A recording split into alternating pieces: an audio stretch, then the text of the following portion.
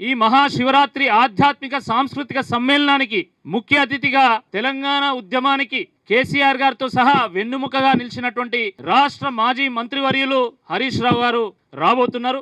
మీకు తెలుసు, వారు ఈ ఆధ్యాత్మిక సాంస్కృతిక కార్యక్రమాలు ఎక్కడున్నా వాటిలో పాల్గొని మరి సరైనటువంటి సందేశం ఇస్తా ఉంటారు. వారు ఓరుగల్లుకు ఈ యొక్క కార్యక్రమానికి రావడం నిజంగా మేము అదృష్టంగా భావిస్తా ఉన్నాం. అదే విధంగా మరి ప్రతిసారిలానే ఈసారి కూడా ఈ యొక్క కార్యక్రమము సహస్ర లింగార్చన అనేటువంటి ఒక కార్యక్రమం, పూజా కార్యక్రమంతో ప్రారంభమవుతుంది. మన సాంప్రదాయంలో మన ఏ కార్యక్రమం అయినా కూడా పూజ ద్వారా ప్రారంభించుకుంటాం. ఇది శివుడి కార్యక్రమం కాబట్టి ఆ సహస్ర లింగాలను అర్చన చేసి ఈ యొక్క కార్యక్రమాన్ని మనం ప్రారంభించబోతున్నాం. మిత్రులారా, ఓరుగల్లులో ఒక వేదిక వేస్తే ఇంతమంది వస్తారా, అంత ఆధ్యాత్మిక శక్తి ఈ మట్టిలో ఉన్నదా అని చెప్పి చాలా మంది మొదట మాట్లాడిల్లు.